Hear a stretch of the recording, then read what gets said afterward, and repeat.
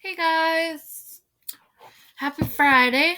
Our read aloud today, we start on chapter 35, our new homework assignment.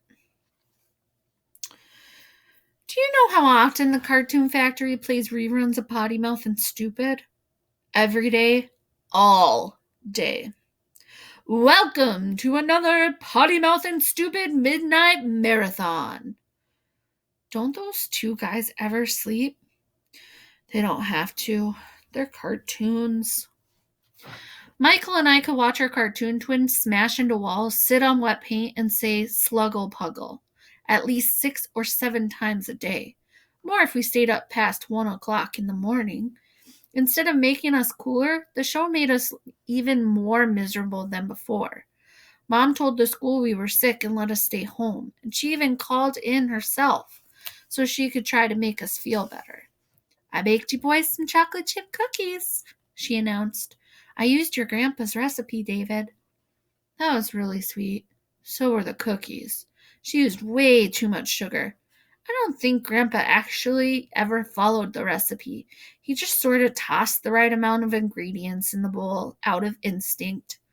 Michael and I pretended to enjoy Mom's cookies, but when she wasn't looking, we slid them off the table so the dog could eat them, even though we don't have a dog.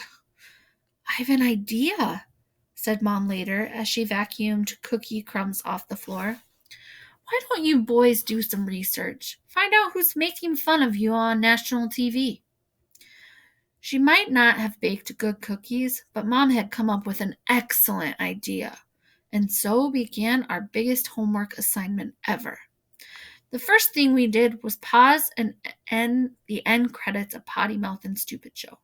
There were two problems. One, the list of names of people who worked on the show was super small and sort of shoved over to one side of the screen.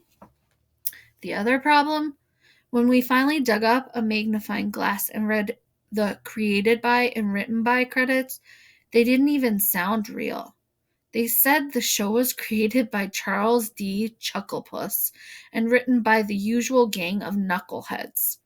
That's just how the Cartoon Factory rolls. Everything is a joke to them, including our lives. So we tried a more direct approach.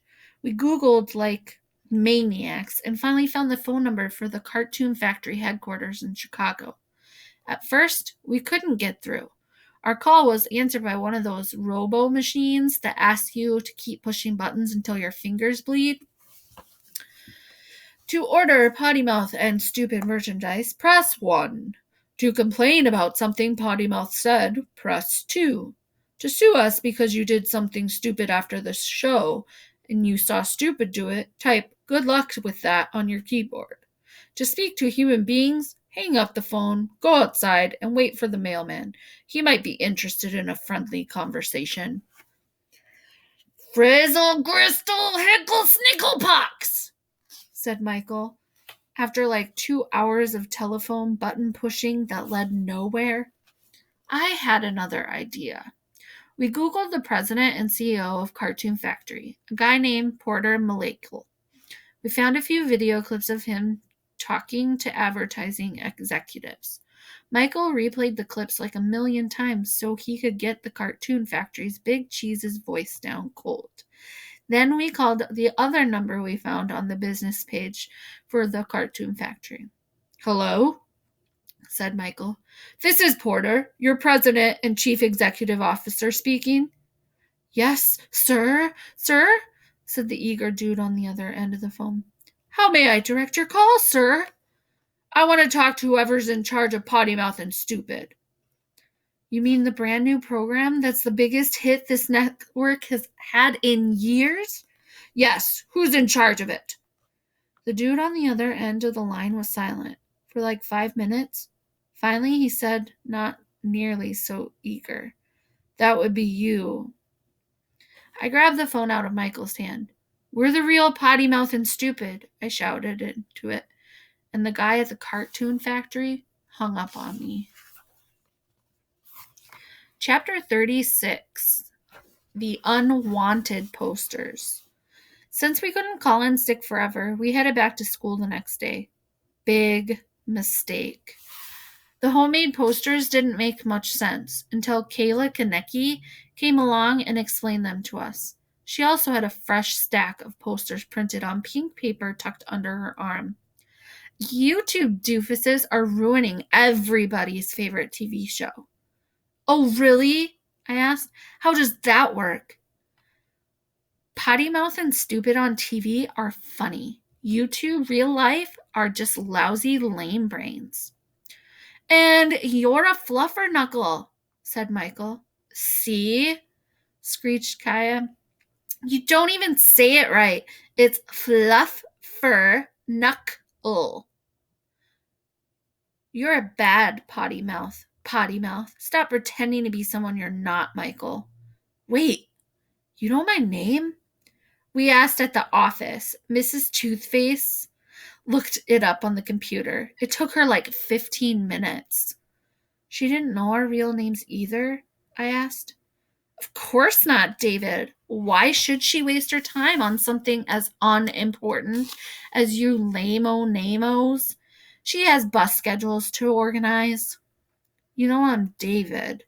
No, I know you're nobodies faking that you're the real Pottymouth and Stoopid. Well, Michael and David, quit causing trouble. You're probably trying to sue the Cartoon Factory for stealing your names. I'm not going to stand by and let you ruin the best TV show ever. You're the one who stuck us with these nicknames back in preschool, I pointed out. You've been calling us Pottymouth and Stoopid for 8 years now. So how are we the fakers when the show just started a few days ago? Sludge puggle, mumbled Michael in agreement. Kaya stomped her left foot hard. Stop doing that! We love Pottymouth and Stoopid and TV show, and it's you two we can't stand. She huffed away and started taping up more posters. The funny part was, Kaya was on the show too, only she didn't know it. There was a hilarious, bratty character called Kara Kentucky who followed Pottymouth and Stoopid around and tortured them with pranks and name-calling. I guess Kaya didn't realize that was the inspiration for Kara, because if she knew, she wouldn't have loved the show so much. Our friend Anna came up behind us. Don't worry, guys, she said. There are more of us than there are of her. Huh? I asked. There can only be one middle school princess, said Anna, gesturing towards Kaya. But there will always be a million peasants. So we're doomed to be pimple-screeking peasants, said Michael. It's a metaphor. Work with me here, said Anna. The class change bell rang. Fred Grabowski and Will Hunt came out of class and headed right for us. There they are, said Fred. The real deal, said Will. Huh? I said again, looking around to see who they were talking about. For a guy with a super high IQ, I was having a lot of trouble with my vocabulary words that day. Pottymouth and Stoopid, said Fred. They're just like us, kind of dorky, kind of klutzy, kind of awesome-tastic, said Will. Then I noticed he was wearing an awesome-tastic t-shirt. Pottymouth and Stoopid said that on TV all the time. Way to stick up for the underdogs, guys, said Fred, fist-pumping us. Way to represent. But, said Michael, we didn't represent anything. Yeah, right, said Fred. You guys are like heroes, said Will. Then they wanted to take selfies with us. So did about 20 kids who lined up behind them. We may never be prom kings or queens, but Pottymouth and Stoopid have made us superstars.